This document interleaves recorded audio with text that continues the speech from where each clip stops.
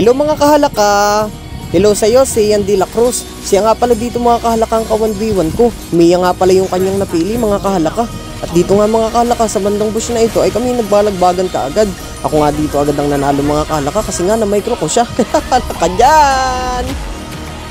Mga kahalaka, ang lagi ko nga pong sinasabi sa inyo, before ko po kayo maka 1v1, dapat nakapollow po sa aking page, pati po sa YouTube channel ko. Nasa may baba lang po mismo ng aking page yung link ng aking YouTube channel. Isa pa po, dapat po nauna kang mag-chat doon sa iba kasi ang pinapriority ko po talaga yung mga nauna. Kasi syempre, magtatampo. Lahat naman po kayo makakalaro ko at gagawin ko po talaga kayo lahat ng content.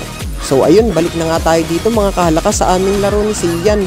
3-0 na nga mga kahalaka ang aming score dito, kaya lamang na ako. Kung napapansin nyo nga, pinakita ko yung build at full build na ako. At dito nga mga kahalaka, kukunin ko lang sana yan, kaso napansin ko nandudun siya sa may taas, kaya hinabol ko nga siya dito mga kahalaka. Buti na nga lang nakita ko yung patak ng second skill, kaya nailagan ko, kaya nga hinabol ko na siya dito. Let's go!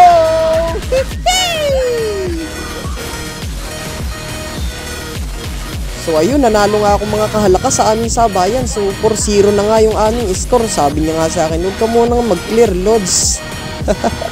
Tapos sa kasamang palad nga dito mga kahalaka, magkakamali ako dito kasi ako yung mabibigyan niya dito.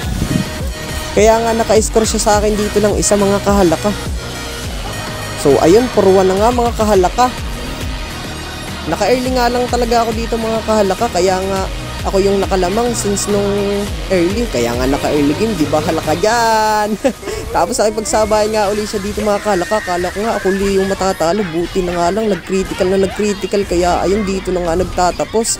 Nice game Lods Sian, nice try pa rin Lods. Thank you, sana maging solid supporter din kita, katulad nila Giswell.